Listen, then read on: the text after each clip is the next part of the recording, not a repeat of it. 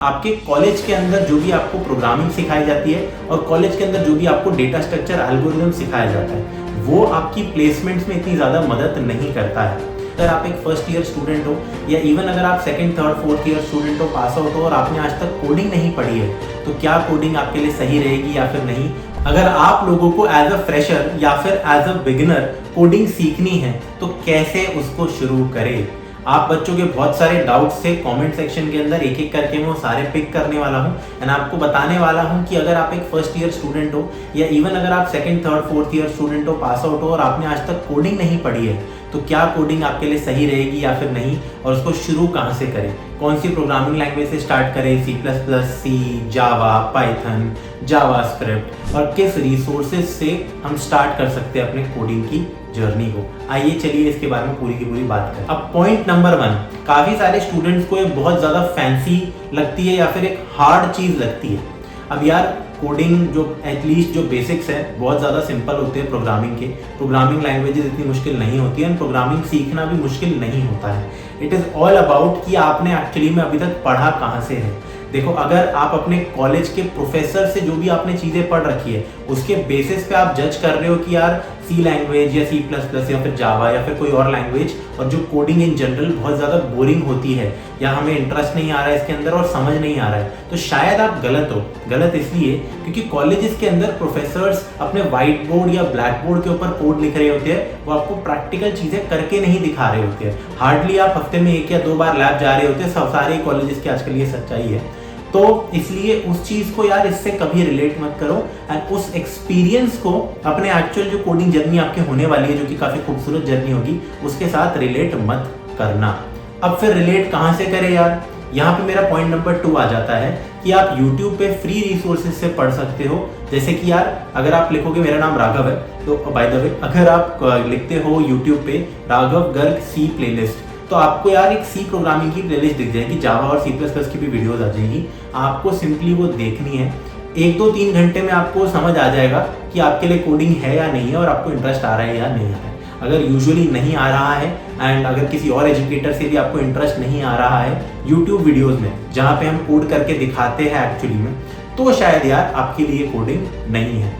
But professors जो आपको कराते हैं कॉलेज में उस चीज़ को प्लीज़ कंपेयर मत करना, ठीक है। It is very very different. दूसरी चीज़, आपके कॉलेज के अंदर जो भी आपको प्रोग्रामिंग सिखाई जाती है और कॉलेज के अंदर जो भी आपको डेटा स्ट्रक्चर एल्गोरिदम सिखाया जाता है वो आपकी प्लेसमेंट्स में इतनी ज़्यादा मदद नहीं करता है। जब प्लेसमेंट्स लगती है आपकी 4th ईयर में तो जो कंपनीज आती है, जो भी बड़ी बड़ी छोटी छोटी जितनी भी कंपनीज है, आपको जो नौकरी देने के लिए कंपनीज आ रही है, वो जो पूछेंगे, वो जो DSA पूछेंगे या फिर वो जो data structure algorithm by the way या वो जो प्रोग्रामिंग आपके स्किल्स देखेंगे ना, वो आपके कॉलेज में कराई हुई चीज़ों से हमेशा अलग होती है। इवन दो आप मैकेनिकल ब्रांच में हो, इलेक्ट्रिकल में हो या फिर कंप्यूटर साइंस में ही क्यों ना हो, वो चीज़ ही थोड़ी सी अलग होती है क्योंकि थ्योरेटिकल नॉलेज आपको ज़्यादा सिखाई जाती है कॉलेज में। अब मैं ज़्यादा रैंट नहीं करूँगा कॉलेजेस का, मैं जस्ट आपको बता रहा हूँ, ठीक है, कि घबराना आपको बिल्कुल नहीं है, कोडिंग बहुत ज़्यादा सिंपल होती है। तीसरा यहाँ पे पॉइंट होता है, तीसरा पॉइंट कि प्री रिक्विजिट्स क्या है भैया। अगर मैं बिल्कुल एक नालायक बच्चा हूँ तो क्या कोडिंग सीख सकता हूँ या नहीं। देखो, 10वीं तक की मैथमेटिक्स आपको आनी चाहिए, बेसिक अगर गुना भाग आपको आता है तो आपका काम आराम से चल जाएगा।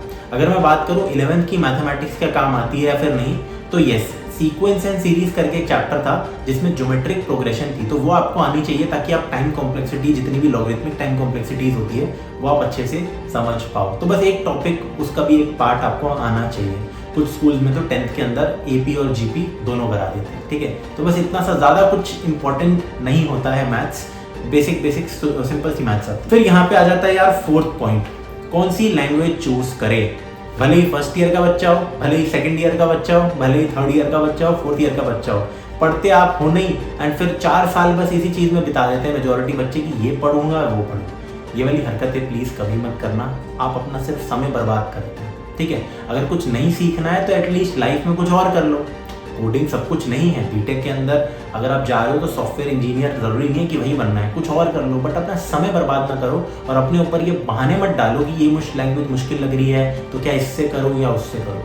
किसी से भी आप चालू कर सकते हो। मेरी रिकमेंडेशन रहती है कि अगर आपके कॉलेज में फर्स्ट सेमेस्टर या सेकेंड सेमेस्टर किसी एक में C programming as a subject है कॉलेज के अंदर, तो आप सी लैंग्वेज से चालू कर सकते हो। अगेन मेरी फ्री यूट्यूब की रिसोर्सेज आप देख सकते हो, ठीक है।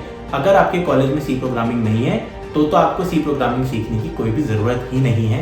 आप सीधा C++ या जावा रिकमेंडेड मेरे ओर से यहाँ से आप चालू कर सकते हो अपने प्रोग्रामिंग लैंग्वेज की जर्नी, और साथ साथ आप डेटा स्ट्रक्चर एल्गोरिदम भी इसमें कर लेना आगे आके, ठीक है। तो दोनों से कुछ भी चूज करो यार, टोटली अप टू यू, आप एटलीस्ट चालू करो, ठीक है। आप कुछ भी चालू करो। अगर आपको पाइथन में मजा आ रहा है, आपने 5-6 जगह देख लिया है कि Python is the new language, AI के अंदर पाइथन ही सबसे बेस्ट चीज़ होती है, पाइथन ही दुनिया में राज कर रही है, और आपको मैं लग रहा हूँ मनहूस इस वीडियो के अंदर, आपने बहुत सारी चीज़ें देखी है, तो भाई अपनी मान लो, सुन लो, कोई नहीं, पाइथन करो, लेकिन चालू तो करो, चालू करो, ठीक है।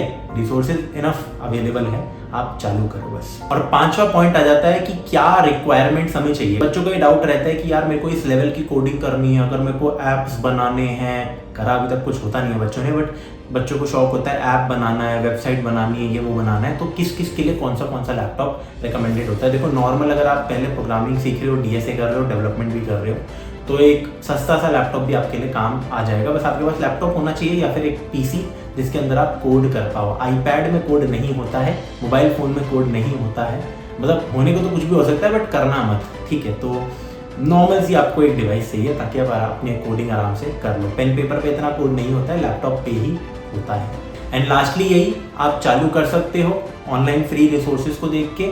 अगर आप एक पेड बैच खरीदते हो, जैसे कि अभी मेरा तैयारी बैच चल रहा है, स्टार्ट हो चुका है, उसका वीकेंड वाला भी चालू होने वाला है, लिंक्स हम डाल देंगे डिस्क्रिप्शन में, या फिर आप GFG की वेबसाइट पे चेक कर सकते हो। अगर आपको लैंग्वेज के साथ डीएसए पूरा पढ़ना है, एक स्ट्रक्चर्ड रिसोर्स से अगर आप पढ़ते हो, भले ही फ्री हो वैसे तो या पेड हो, बट एक स्ट्रक्चर्ड कंप्लीट रिसोर्स हो, तो आपका डिसिप्लिन मेंटेन रहता है ना, हम कम समय में ज़्यादा पढ़ सकते हो। इस वीडियो के लिए इतना ही था, आपसे मिलता हूँ अगली वीडियो।